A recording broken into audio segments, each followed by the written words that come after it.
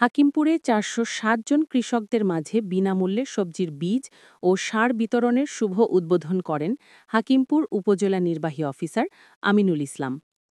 দিনাজপুরের হিলি থেকে বিশেষ প্রতিনিধি মোহাম্মদ মাহবুব হোসেন মেজরের তথ্য ও ভিডিও চিত্রে ডেস্ক রিপোর্ট। দিনাজপুরের হাকিমপুরে সরকারি কৃষি প্রণোদনা কর্মসূচির আওতায় ৪৬০ জন ক্ষুদ্র ও প্রান্তিক কৃষকদের মধ্যে বিনামূল্যে সবজি বীজ ও রাসায়নিক সার বিতরণ করা হয়েছে। সোমবার ২০ অক্টোবর বেলা ১১টায় উপজেলা কৃষি অফিস প্রাঙ্গণে এই বিতরণ কার্যক্রমের উদ্বোধন করা হয়েছে। উপজেলা কৃষি অফিস সূত্রে জানা গেছে, ২০২৫-২৬ অর্থ বছরের রবি মৌসুমে বসতবাড়িতে ও জমিতে চাষযোগ্য সবজি এবং মাঠ পর্যায়ে সবজি উৎপাদন বৃদ্ধি করার লক্ষ্যে মোট ৪৬০ জন কৃষককে এই প্রণোদনা দেওয়া হচ্ছে। এর মধ্যে প্রথম পর্যায়ে ১৮০ জন কৃষককে ৭ ধরনের সবজি বীজ দেওয়া হয়। আজ সোমবার আরও ২৮০ জন কৃষককে ডিএপি ১০ কেজি, এমওপি ১০ কেজি করে সারসহ ৪ প্রকার সবজি বীজ দেওয়া হয়েছে। অনুষ্ঠানে প্রধান অতিথি হিসেবে উপস্থিত ছিলেন উপজেলা নির্বাহী অফিসার মোহাম্মদ আমিনুল ইসলাম। বিশেষ অতিথি হিসেবে উপস্থিত ছিলেন উপজেলা কৃষি কর্মকর্তা মোসাদ্দেক আরজেনা বেগম, কৃষি সম্প্রসারণ কর্মকর্তা মোহাম্মদ মেজবাহুর রহমান, হাকিমপুর প্রেসক্লাবের সভাপতি জাহিদুল ইসলাম জাহিদ, হাকিমপুর উপজেলা প্রেসক্লাবের সভাপতি মোহাম্মদ মাহবুব হোসেন মেজর, মাছরাঙা টিভির হিলি প্রতিনিধি মোহাম্মদ হালিম আল রাজি, মুভি বাংলা টিভির মোহাম্মদ মকসিদুল মোমিন সহ অনেকেই।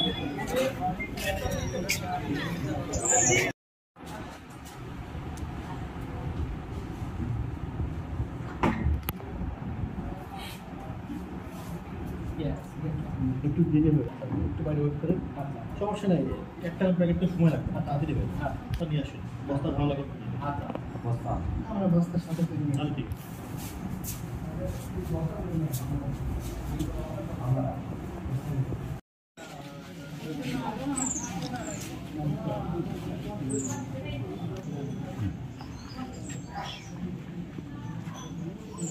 চার ধরনের সবজি, শসা, মিষ্টি কুমড়া, লাউ এবং বেগুন, এগুলো প্রত্যেকটাই হাইব্রিড বীজ এবং সবগুলো হচ্ছে মানসম্পন্ন বীজ এবং ভালো কোম্পানির বীজ, যেগুলো আসলে কৃষক ভাইরা উচ্চ ফলনশীল এবং এগুলো কিন্তু আপনারা অবশ্যই মাঠে অনেক ভালো ফলন পাবেন। যেভাবে আমরা নির্দেশনা দিব বিভিন্ন সময়, সেগুলো যদি আপনারা প্রতিপালন করেন তাহলে অবশ্যই সেখান থেকে আপনারা লাভবান হবেন।